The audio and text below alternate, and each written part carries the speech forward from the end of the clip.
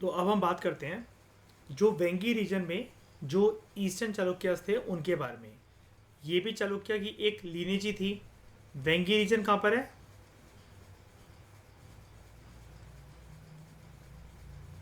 आंध्र प्रदेश के अंदर। ठीक है। अब यहाँ पर ये कहानी जो है वो चलती कैसे है?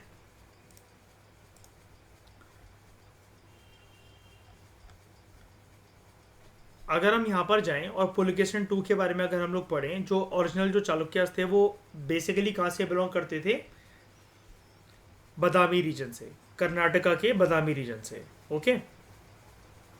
अब क्या है, जो पुलिकेशन 2 है, एक बारी स्टोरी अगर मैं आपको रिकॉल करवाऊँ, उसकी कांचीपुरम के जो पल्लवास थे उनके साथ लड़ाई हो जाती है। ठीक है। और वो क्या करता है, कृष्णा और गोदावरी नदी के बीचों बीच का जो एरिया होता है, जो दोआब रीजन होता है, ठीक है, वो वेंगी रीजन जो था उसको एनेक्स कर लेता है, जो पलवास के कंट्रोल में था, और अपने भाई विष्णुवर्धन को जिम्मेदारी दे जाता है। ठीक है। अब विष्णुवर्धन की जो लीनेज वहां से चलती है वो बनते हैं चालुक्यास और वेंगी, या फिर ईस्टर्न चालुक्यास। ठीक है।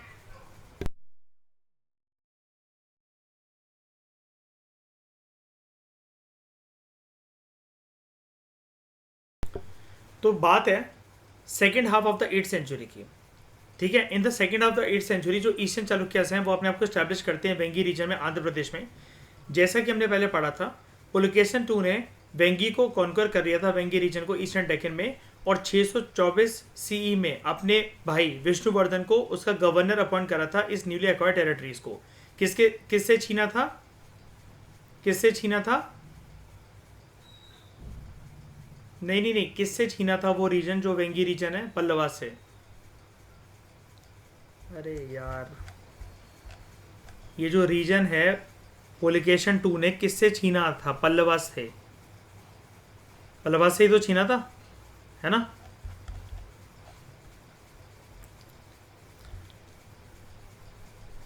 तो probably after the death of Pulakeshin 2, जो विष्णुवर्धन जो था, ही डिक्लेयर्ड इंडिपेंडेंस, और जो ईस्टर्न चालुक्यास थे वेंगी रीजन के, दे केम इनटू प्रोमिनेंस।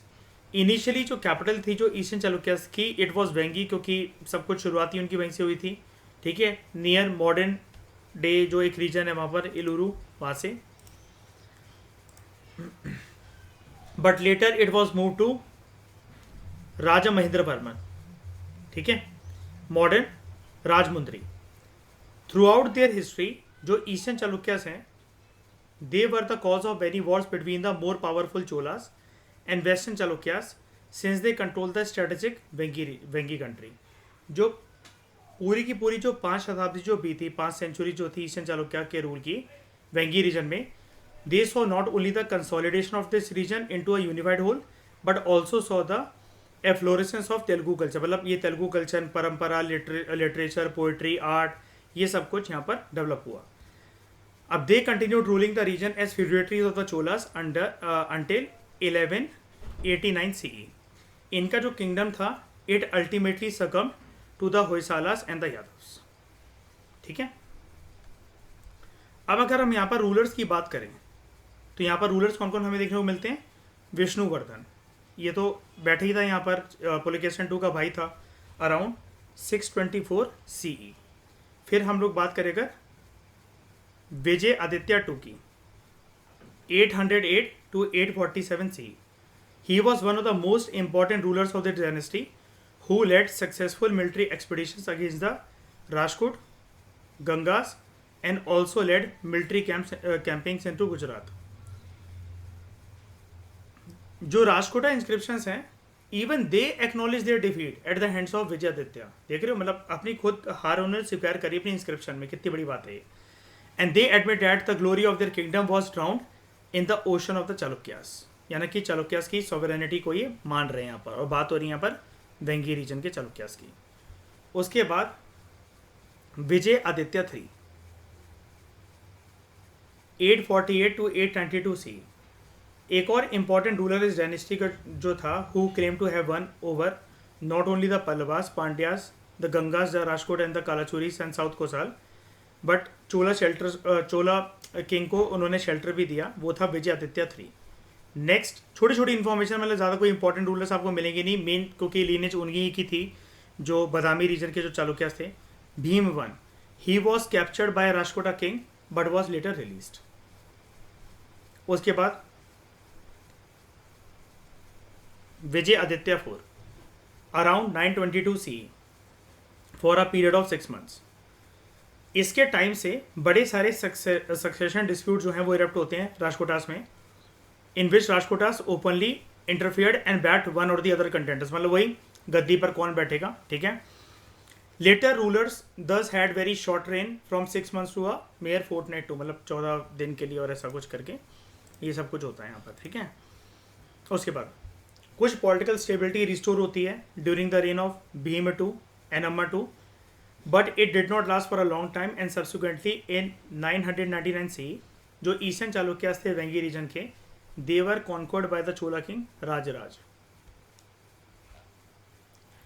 अब जो चालुक्यास हैं लता रीजन के, मैंने आपको बताया था लता रीजन कहां पर है,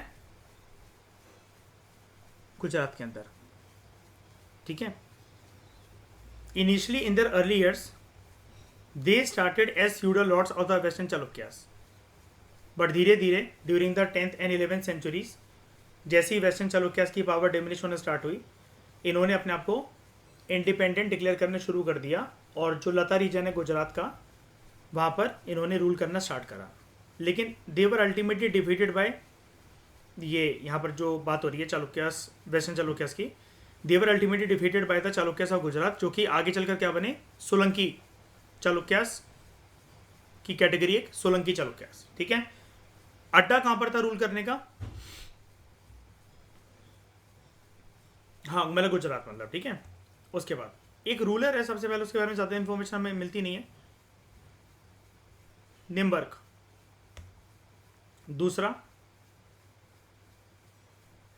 बरप्पा 970 टू 990 सी, ये डायनेस्टी का पहला प्रोमिनेंट रूलर था, who earlier worked as a general of the western Chalukya king Tailapa. यही जो चीज़ें चलती हैं कि कोई किसी का गवर्नर है, कोई किसी का मतलब फ्यूडेटरी है, फ्यूडल लॉर्ड है, सबऑर्डिनेट है, और फिर पावर में वो आने की कोशिश करेगा, and was subsequently made the governor of the Lata region by Tailapa, मतलब इसके अंडर काम कर रहा था। अब ऐसा माना जाता है कि जो जॉइंट आर्मी थी बरप्पा की और एक और राजा था, उसका नाम था Shakambhari, they defeated the Solanki ruler Mularaja, और हेमचंद्र एक राइटर है, उसका एक काम है हेमचंद्र का देवश्रेय काव्य। तो अगर हम इस बुक को रेफर करें तो उसके अकॉर्डिंग मूलराज का जो बेटा था चामुंडा राज, ही इन्वेडेड लता एंड किल्ड बरप्पा। फिर गोगी राज 990 टू 1010 सी, बरप्पा का जो बेटा था Goggi Raj, he probably revived the family's fortune in the Lata region. सारी कहानी गुजरात में चल रही है, ठीक है, कंफ्यूज मत होना, बस आपको ये पता होना चाहिए। देखो वेंगी आंध्र प्रदेश, बदामी कर्नाटका, लता आपका गुजरात, ठीक है। और डायरेक्शन तो आपको पता ही है ना, जैसे बदामी है तो वो ईस्टर्न चालुक्यास हैं, वेस्टर्न चालुक्यास हैं, वेंगी है तो ईस्टर्न चालुक्यास हैं, और अगर गुजरात है तो वो भी वेस्टर्न ही है, लेकिन ऊपर की साइड से वो वेस्टर्न है ना, समझ पा रहे हो ना, मतलब एक तरीके से अगर आप चालुक्यास पे फोकस करो तो वो नॉर्थ साइड में है। कीर्तिराज एक 940 एरा की, एक इसको बोला जाता है, सॉरी 1018 एरा की सीई की 940 शार्प कॉपर प्लेट इंस्क्रिप्शन है ऑफ कीर्तिराज की, ये डिस्कवर करी गई सूरत में। इससे हमें पता लगता है इसके बारे में, which list the name of his ancestors such as Goggi, Barappa and Nimbarka. तब हमें पता लगता है कि अच्छा इनके खानदान में ये भी था। उसके बाद Vatsaraja 1030 to 1050 C, Vatsa is believe to have been a golden umbrella for the god Somnath, but also establish a free food canteen 17। Free food canteen मतलब किसके लिए, सबका भला करने के लिए, यानी कि चैरिटेबल था अपनी काफ़ी सारी एक्टिविटीज़ में, बिल्कुल। उसके बाद त्रिलोचन पाल 1050 टू 1070 सी, दो जो कॉपर प्लेट इंस्क्रिप्शंस हैं विच आर डेटेड बिटवीन 972 शाक 1050 सी। आपको ये याद नहीं करनी है सारी की सारी, बस कोई जब बहुत प्रोमिनेंट चीज़ें हो ना, आपको बस ये पता होना चाहिए कि कॉपर प्लेट इंस्क्रिप्शंस में हमें ये चीज़ें मिलती हैं। अगर वो कुछ जगह के बारे में, जैसे एलिफेंटा केव्स हैं, एलोरा केव्स हैं, या फिर हाथी गुफा इंस्क्रिप्शन है, वो इंपॉर्टेंट हो जाती है आपके लिए।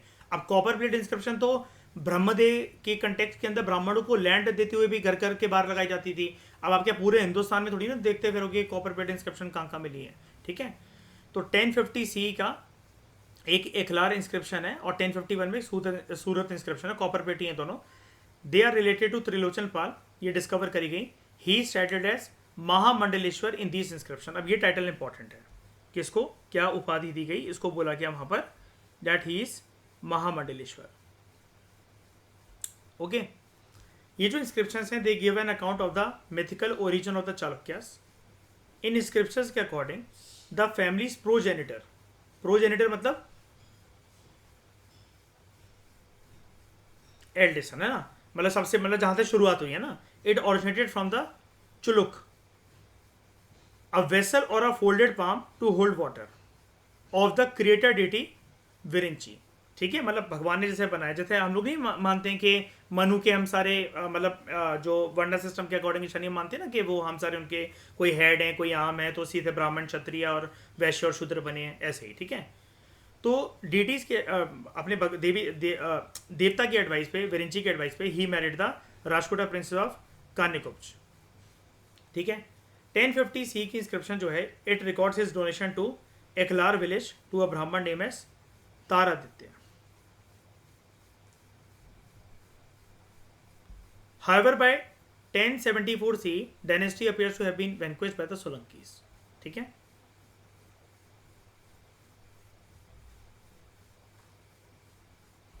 अब अगर हम जाएं फार साउथ पे और बात करें पल्लवास के बारे में। अब ये फार साउथ वाली कहानी क्या है, यहां पर देख लो। इधर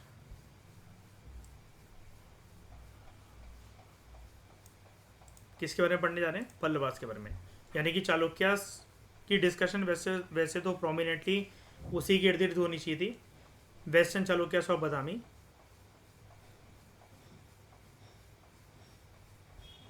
लेकिन यहां पर क्या है, अब हम बात करते हैं इनके कंटेम्प्रेरी पल्लवास के बारे में। ओके,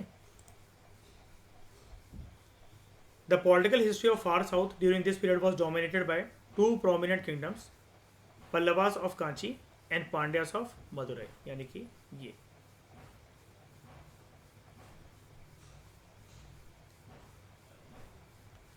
कांचीपुरम के पल्लवास कहां पर है, इनका रूल तमिलनाडु के अंदर। देखो, सातवाहन की जैसी बर्बादी छाती है, ठीक है, तो in the eastern part of the peninsula, specially in Krishna Guntur region, वहां पर इश्कवाकू का रूल शुरू होता है, मतलब ग्रुप से, ट्राइबल ग्रुप से। They were probably a local tribe who adopted the exalted name of Ikshvaku to demonstrate antiquity to the lineage। मतलब काइंड ऑफ वो एक ट्राइबल ग्रुप ही थे, एक यूनिकनेस चाहते थे अपने सरनेम में, इस वजह से उन्होंने अडॉप्ट करा। इसके पीछे कोई बहुत गंभीर कहानी नहीं है, राइटर आपको ये बताना चाह रहा है। ठीक है, बड़े सारे जो मॉन्यूमेंट्स और जो कॉपर प्लेट इंस्क्रिप्शंस हमें नगरजुना कोंडा और दरानी कोटा में जो मिले हैं, दे बिलोंग टू इश्कवाकूज ओनली। इश्कवाकूज जो थे, उसके बाद यहाँ पर जो है हमें सेम रीजन के अंदर देखने को मिलते हैं पल्लवास। ठीक है, इनके बाद जो पल्लवा टर्म है, it means creeper, which is a Sanskrit version of the word Tondi and Tamil, in Tamil language they are synonymous to robber. ठीक है, यानी कि चोरी चकारी करके अपना गुजारा करने वाले। तो जो पल्लवास हैं, ये भी एक लोकल पेस्टोरल ट्राइबल ग्रुप ही था, who established authority in the land of creepers called Tondai Mandalam. Land of creeper मतलब क्या, ये ऐसा माना जाता है कि चोरी चकारियाँ बहुत होती हैं। अब एक कहाँ पर था, जो पेनार रिवर है और बेलार रिवर है, उनके बीचों बीच का area, mostly comprising the southern Andhra Pradesh and northern Tamil Nadu with their capital eight Kanchi. कुल मिलाकर हम लोग कहाँ की बात कर रहे हैं, प्रेजेंट डे की अगर हम लोग बात करें तमिलनाडु की, तो कांची, जिसको आज के टाइम पे कांचीपुरम बोला जाता है, यहाँ पर एक ये इंपॉर्टेंट इनके अंतर्गत एक टेम्पल टाउन बना and a centre of trade and commerce. मतलब व्यापार भी काफ़ी ज़्यादा फ्लरिश होने लगा जब अच्छे से पल्लवास ने अपने रूल को यहाँ पर स्टैब्लिश कर लिया। कुछ जो इंस्क्रिप्शंस हैं, they refer to early kings of the dynasty as Shiva Skandavarman, ठीक है, पूरी डायनेस्टी को बोला जा रहा है, किसी पर्सन को नहीं बोला जा रहा, नाम देख लो इसका, Shiva स्कंदवर्मन, who probably ruled in the early 4th century CE. But in the last quarter of 6th century, the ruler who played a crucial role in Pallava's rise to power was सिमा विष्णु. अब हम यहाँ पर पढ़ना स्टार्ट करते हैं इनको. अब पल्लवास राजाओं के बारे में बात हो रही है. सिमा विष्णु, यही वो पर्सन था जिसने इश्कवाकू ट्राइब को हराया और पल्लवा एम्पायर का फर्म फाउंडेशन इसने ले डाउन करा. ठीक है. जो पॉलिटिकल डिस्टर्बेंसेस हो रही थी विच वर कॉज्ड बाय द कालबरास, अगेन यहाँ पर दक्षिण भारत में उथल पुथल हो रही थी. He conquered the land up to Kaveri और इसने अपनी कैपिटल स्टैब्लिश करी कांची में, साउथ ऑफ चितई. और इसने एक अपना टाइटल एक और रखा था, line of the earth Avani Simha. ठीक है, अवनी सिमा. उसके बाद Mahendra Varman one 590 to 630 C. अब इसका देखो, इसका टाइम पीरियड देखो 40 साल का है, तो कुछ हो सकता है बेहतरीन हमें देखने को मिले. इसके टाइम पीरियड पर जो कन्फ्लिक्ट है चालुक्यास और बादामी के बीच में, पल्लवास के बीच में, ये बढ़ता है. और यही वो टाइम था जब इसने पुलकेशिन II को मार गिराया था at Pallalur near Kanchi, who annexed the northern part of the Pallava kingdom.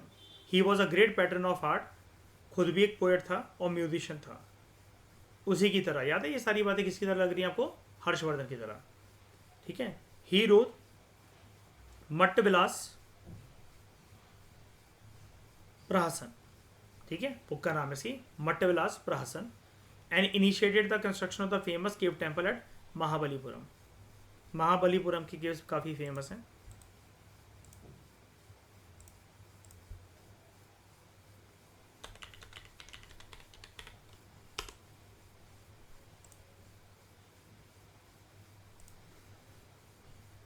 ये महाबलीपुरम टेम्पल्स. और यहाँ पर एक ये पंचायतन स्ट्रक्चर भी है, 5 टेम्पल्स मिलकर ये बने हुए हैं. यहाँ पर महाबलीपुरम के प्रॉपर टेम्पल्स ही हैं, पंचायतन स्टाइल, मतलब 5 एक साथ बने हुए हैं यहाँ पर ये. और ये पता है एक ही रॉक कट केव को, केव नहीं मतलब एक ही रॉक को काट कर मतलब ये एक साथ ये बनाए गए थे यहाँ पर, ये पूरा के पूरा. He was earlier a Jaina, but later took up Shaivism under the influence of Apar. Under the influence of Apar.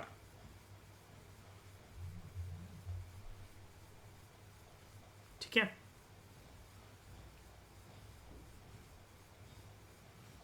ये है Mamallapuram rock carvings, again Tamil Nadu. अभी मैं आपको दिखाता हूँ महेंद्र वर्मन के बारे में. हाँ, सबसे इंपॉर्टेंट बात यही है कि इसने पुलकेशिन II को मार गिराया था. उसके बाद नरसिम्हा वर्मन वन या फिर महामला 630 to 668 सी. जिसका जो बाप हारा, ठीक है, he avenges father's death and not only defeated Pulakeshin II but also invaded the western Chalukya kingdom and captured Badami with the help of Sri Lankan prince Manvarma. He claimed to have won over not only the Chalukyas but also the Cholas, Cheras and the Kalabharas. इसने 2 naval expeditions मतलब समुद्री रस्तों से लड़ाई करने की कोशिश करी अपने दोस्त मानवर्मा की मदद करने के लिए, जो कि श्रीलंका का एक प्रिंस था. But subsequently Manavarma was defeated and he had to seek political refuge at his court. He was an enthusiastic patron of architecture along with constructing the port of Mamlapuram, and he also ordered the construction of the Rath at Mahabalipuram. It is a honor of Narasimha Varman that Mahabalipuram is also known as Mamlapuram. ठीक है.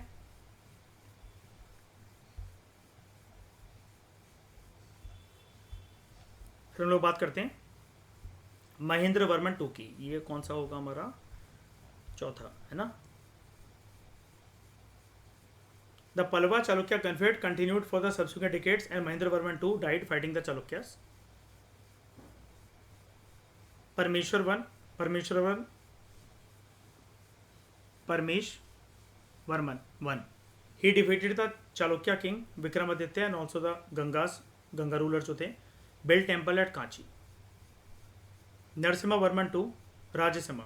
He constructed Raj Simeshwar या फिर Kailashnath temple, shore temple at Mahabalipuram and sent an ambassador to China. ठीक है. कैलासना temple,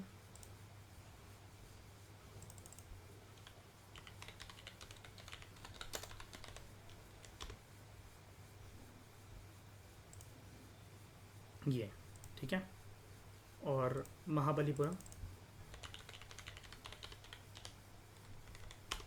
temple ये वाला, ठीक है। फिर परमेश